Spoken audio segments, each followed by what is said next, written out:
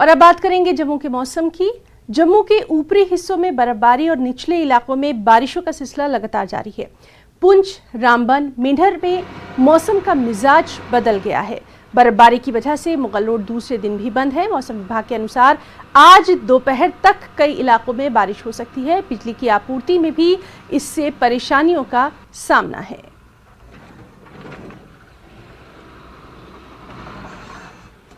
तो आपको लगातार हम मौसम का हाल भी बता रहे हैं। जम्मू के जो ऊपरी इलाके हैं वहां पर बर्फबारी हो रही है, साथ ही निचले इलाकों में बारिशों का सिलसिला जारी है। कुछ अहम इलाके जैसे कि पुंछ, रामबन, मेंढर हैं जहां पर मौसम का मिजाज बदल गया है।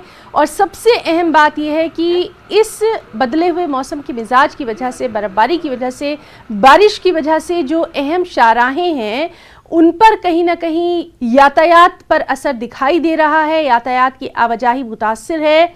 मुगल रोड दूसरे दिन भी बंद है। एडवाइजरी जारी की गई है कि जब तक खास ऐलान न किया जाए तब तक लोग जो हैं इन शाहराहों पर निकलने से गुरेज ही करें। और मौसम विभाग की अगर माने तो उसके मुताबिक आज दोपहर तक कई इलाकों में बारिश हो सकती है और इस सबसे बिजली की आपूर्ति भी कहीं ना कहीं मुतासिर हो रही है। आम लोगों को दिक्कतों का भी सामना है।